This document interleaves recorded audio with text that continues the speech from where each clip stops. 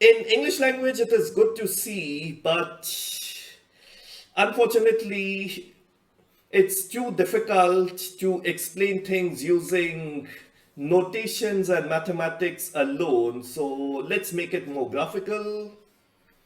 I say this is my objective space,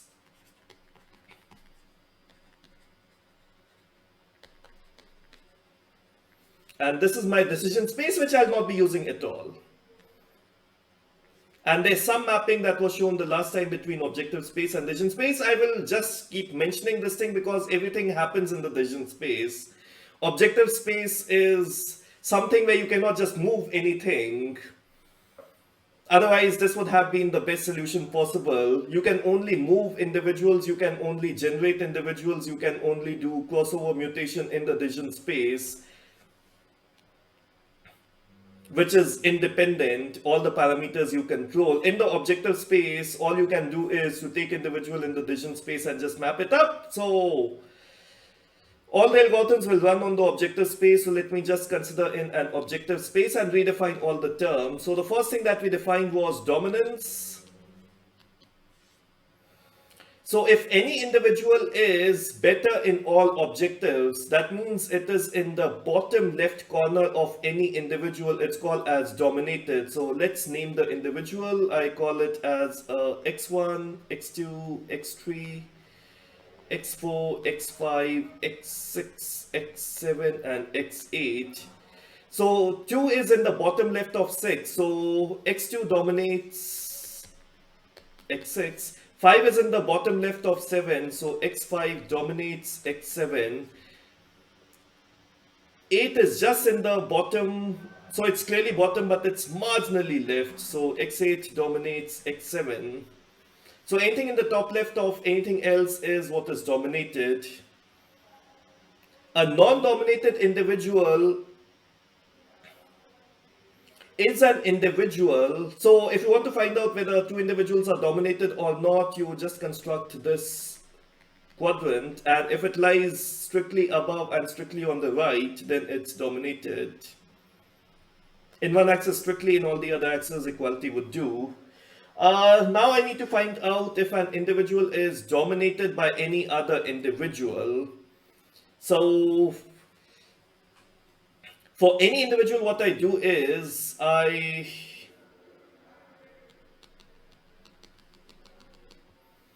construct this quadrant again and see does any individual like here. So x2 is dominated by x1.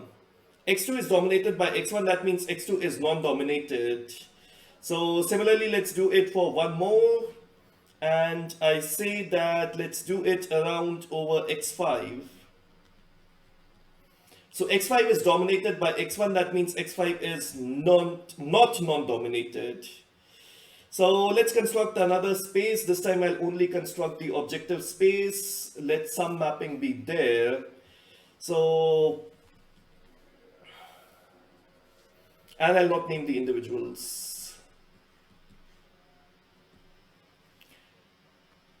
Let's delete the individuals which are dominated by any individual. This is dominated by this, this, and this. So let's delete it up. So let's delete this one up. This one again has individuals. Let's delete it up. This one again has individual. Let's delete it up. And this one again has individual. Let's delete it up. This doesn't have individual. This doesn't have individual. This doesn't have individual. This doesn't have individual. And this does not have individual. So this is what becomes the non-dominated individuals or the Pareto front. And the Pareto front will always be a convex like this, because the moment it is concave, you will start getting individuals which can be dominated.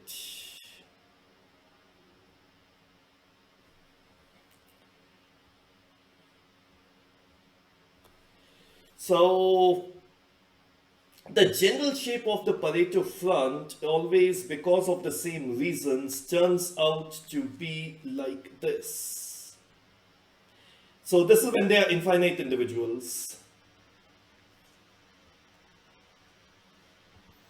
When infinite individuals are there, this is what the Pareto front turns out to be. So that's f1x, this is f2x.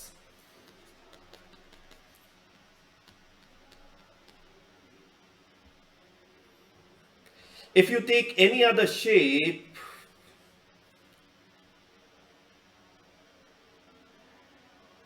you see this individual has individuals in the bottom left, so this will get removed. Anything which has individuals in the bottom left, this has individuals in the bottom left, that will get removed. So this has individuals in the bottom left, they will get removed. This again has individuals in the bottom left, so it will get reduced. So these do get dominated, and similarly this will get dominated. So you'll see exactly the same thing will remaining. So you take any general shape, delete the dominated individual, you get this shape around over here. So if I have infinite population, this is what becomes my general Pareto front. Now, we talked about what is the output of the algorithm. It was, of course, to generate the Pareto front, but this Pareto front has infinite solution. So my aim is to generate solutions like this. So these are diverse because you see them nicely spaced in the Pareto front. These are diverse because you see them nicely spaced in the Pareto front, and all of them are non-dominated to each other. So draw a quadrant like this, you will see no individual in the bottom left. So this is what is my aim. So my aim is to generate diverse solutions in the Pareto front. Once I do that, I'll ask the user, I'll show all these things to the user, and I'll let the user prefer this one or this one, this one. No, this one, F2 is very bad, I want a nice F1. So I'll show this. No, this one, F2 is extremely nice, but F1 is very bad, it's too costly, sorry. So why not this one? This one, F2 is extremely bad, F1 is good. Okay, neither this nor this. Which one? This one. Okay, F2 is mediocre, F1 is slightly on the higher side. Can I reduce F1 nicely? Yes, I've got another laptop. Yes, F1 is small, I don't like F2, it's large, but I have to make some compromises, so you select this one. So the user selects this one, and in the background, the sales guy is learning that, okay, maybe this is the preference, maybe these are the W1, W2, so maybe these are the weights associated with the two objectives that the user has. There's another way you can do it. These individuals are bad because for a very large change in this individual is bad because with a small compromise to F1 from here to here, with a very small compromise on F1, I can have a very large improvement in F2. So unless you are an extremely rich guy, you will be purchasing nice laptops. There are systems which cost in probably 30-40 lakhs.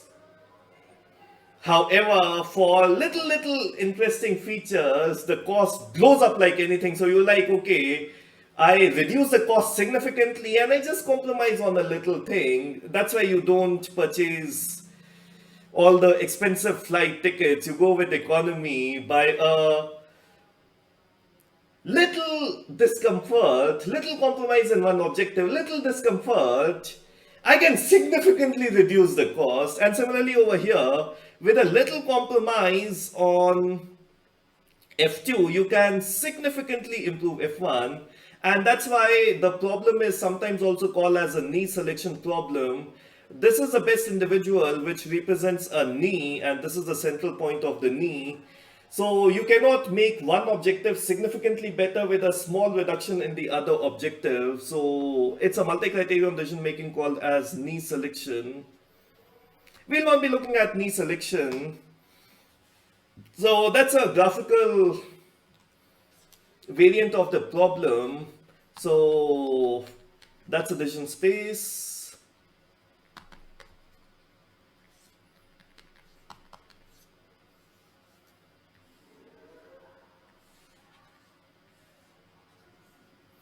So I need to calculate these individuals which when mapped to the objective space have a high diversity in the objective space.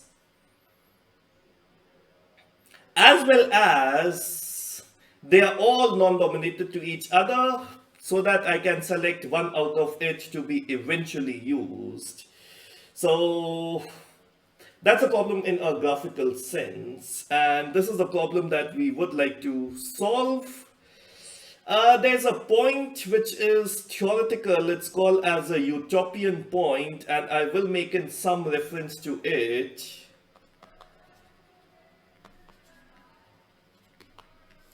So the Utopian point is the best point possible. So it minimizes the first objective, it minimizes the second objective, it minimizes the third objective, and so on.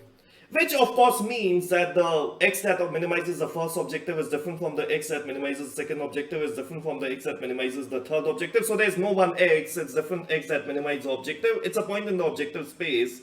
So if you want to point out which is the best point in the objective space, let's draw the objective space once more.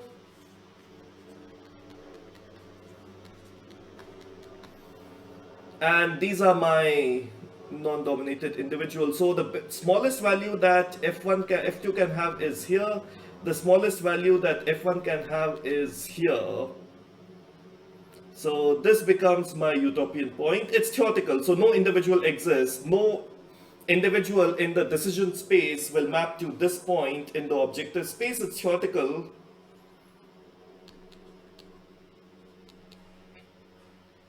So that's just to find out how worse we are from the best individual, theoretically possible, practically not possible due to constraints in the decision space. So that's a Utopian point. Now, a good multi-objective problem is the one where the two objective functions have a trade-off. So consider the optimization problem. F1 of x is equal to 10x and f2 of x is equal to 100x. So if you plot this thing up,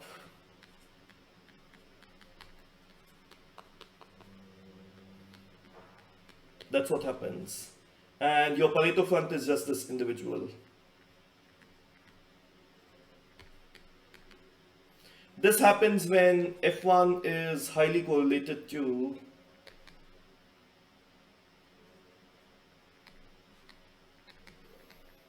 So in the laptop example, the RAM and processor were bad examples because high configuration will usually have a high RAM and a high processor, but the price was anti-correlated. You increase the first objective, the second one gets reduced. You increase the second objective, the first one gets reduced. And that's the case with all the real life examples as well that I took.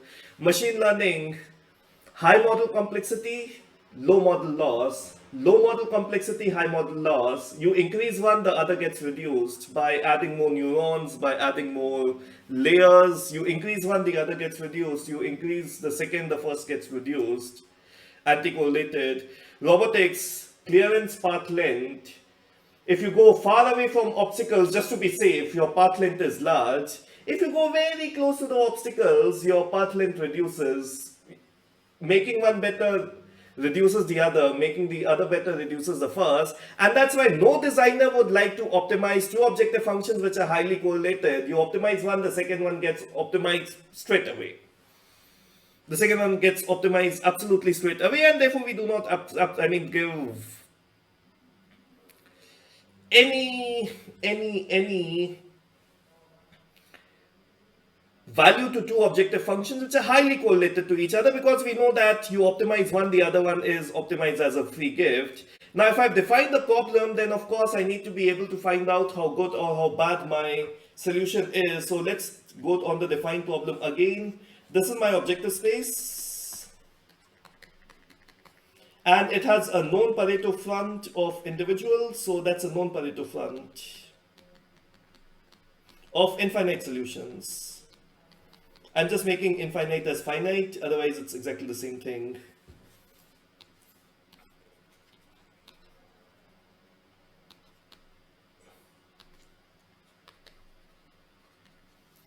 And I have a solution like this. So it's good, it's diverse.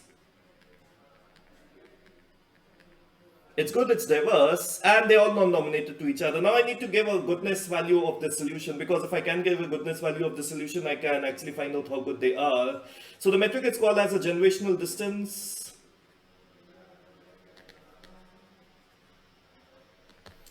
So it's for this individual, find out the closest individual in the known Pareto front. For this, find out the closest individual in the known Pareto front.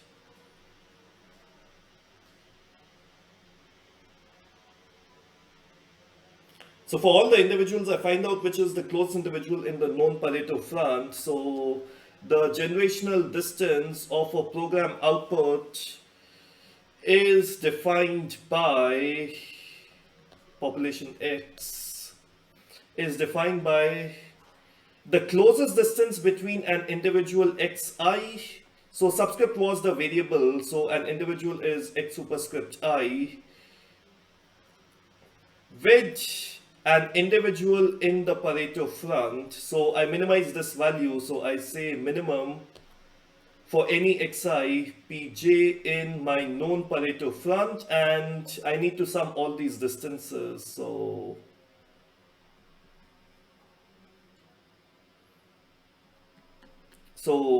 summation of all individuals in the population for any individual xi,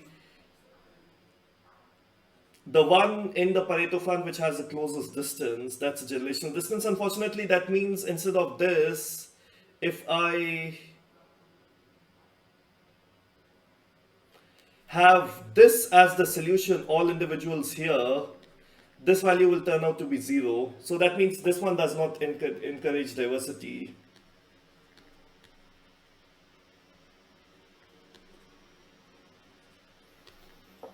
So I need a metric which has diversity, and therefore let's invert it up. So again, I have the same population. It's good because now it's diverse. And I say instead of distance between this to this, for all individuals, I'll find out the closest individual in my population pool.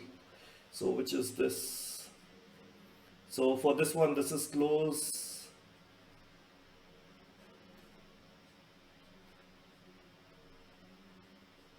So I'm iterating over all these black, which is the known Pareto front, and I'm calculating the closest individual in the population pool. So this is my program output.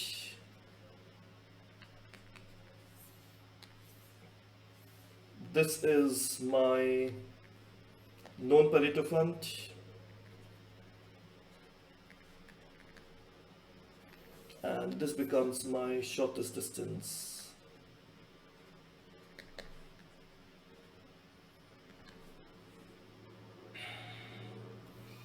So it's the inverted generational distance, the inverted.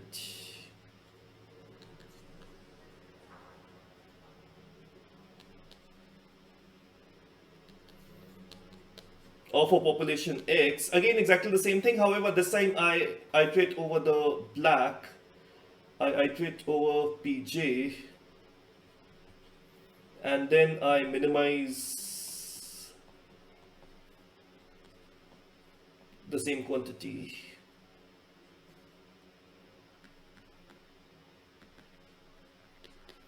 So these two have got inverted. That's much better. There's also a hypervolume. So basically the hypervolume is, I can only draw 2 dimensions. It's actually a higher dimensions, and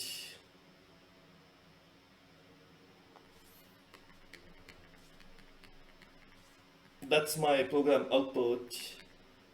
So I connect everything to its neighbors and I travel this up, and the hypervolume is the total volume of the surface. So that's hypervolume. So I need to maximize the hypervolume, or I need to maximize the area covered by my individuals X in the high dimensional objective space. So again, all these are objective spaces. It's not the vision space.